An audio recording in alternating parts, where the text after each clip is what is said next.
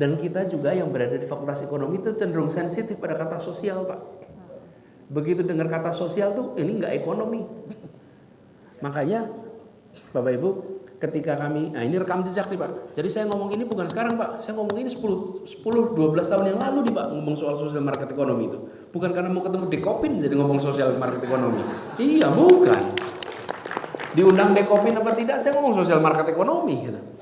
Karena dan ini kita udah kerjakan dulu Pak. Betul-betul melatih dosen-dosen dari berbagai universitas supaya mereka menyadari bahwa yang disebut sebagai cita-cita Republik ini menghadirkan keadilan sosial. Dan Bung Hatta itu, ini saya teruskan sedikit, ini saya terapkan di Jakarta Pak. BUMD di Jakarta, BUMD di Jakarta, saya sampaikan gini. Negara itu punya dua tangan, satu namanya birokrasi, kementerian atau dinas, yang satu namanya BUMN atau BUMD, itu saya sampaikan. Tapi dua-duanya itu tangannya negara. Untuk apa? Untuk melaksanakan tugas negara, meningkatkan kesejahteraan, menghadirkan keadilan. Jadi, fungsi badan usaha milik negara itu bukan mengejar keuntungan. Bukan, karena kalau dia mengejar keuntungan, dia menjadi private entity saja. Dia adalah state entity. Dia mengerjakan hal-hal yang justru tidak menguntungkan. Karena itulah dikerjakan oleh negara, karena sebagian dari peningkatan kesejahteraan dan menghadirkan keadilan dilakukan menggunakan mekanisme korporasi tapi not for profit. Ingat nih, mekanisme korporasi tapi bukan sekedar cari keuntungan. Bung Hatta berpandangan begitu. Karena itulah Bung Hatta membicara tentang badan usaha milik negara. Mekanismenya korporasi tapi tujuan utamanya bukan cari. Loh, lah kalau Pak, ini kalau cari untung negara, enak betul jadi negara punya perusahaan Pak. Saya yang bikin regulasi, saya yang pelaku regulasi. Betul tidak?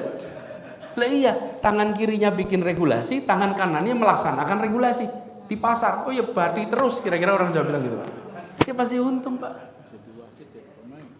Jadi, when you are regulator, then you're not market player. If you're a market player, ya jangan jadi regulator. Kecuali, ada kecualinya nih. Kalau nggak ada kecualinya repot. Kecuali industri strategis yang memiliki national interest yang tinggi. Oke, nah di situ bisa. Ada, misalnya ada bidang science, technology, communication misalnya itu, yang itu strategis. Tapi yang tidak, maka kita ini, saya sampaikan pada para direksi BUMD di Jakarta itu, bahwa ada rekaman-rekaman itu Pak, bahwa tugas Anda itu adalah meningkatkan kesejahteraan dan menghasilkan keadilan sosial. Itu tugas Anda. Pakai mekanisme korporasi. Sementara birokrasi tugas yang sama, tapi mekanismenya mekanisme birokrasi. Ada yang tidak bisa dikerjakan pakai birokrasi Pak. Tidak bisa. Saya beri contoh.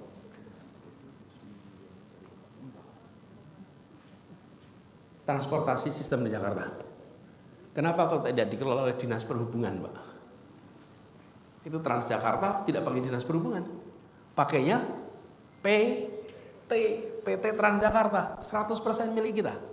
PT itu. Kenapa? Lah PT-nya pasti tekor, Bapak Ibu. Tekor. Kenapa tekor? Karena tidak mungkin revenue dari penumpang itu menutup biaya kosnya, nggak mungkin. Di situ peran negara ada. Tapi kenapa pakai mekanisme korporasi? Supaya memiliki ruang untuk mengambil kebijakan-kebijakan yang cepat tanpa terikat dengan peraturan regulasi birokrasi mengganti eselon repotnya nggak kira-kira. Mau memperlakukan promosi sulit yang kira, rekrutmen sulit. Begitu pakai korporasi bisa cepat.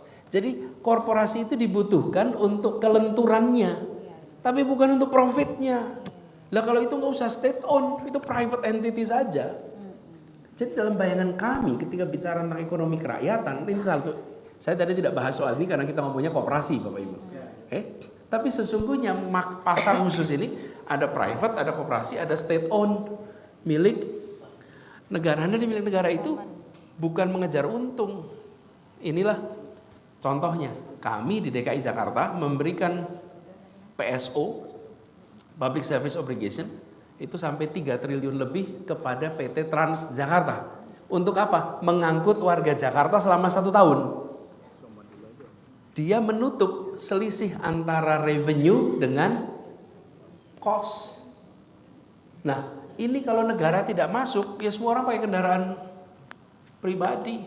Alhamdulillah di Jakarta, dengan kita melakukan transformasi itu, dari 350.000 penumpang per hari, sekarang menjadi 1 juta penumpang per hari kendaraan umum. Naik 3 kali lipat.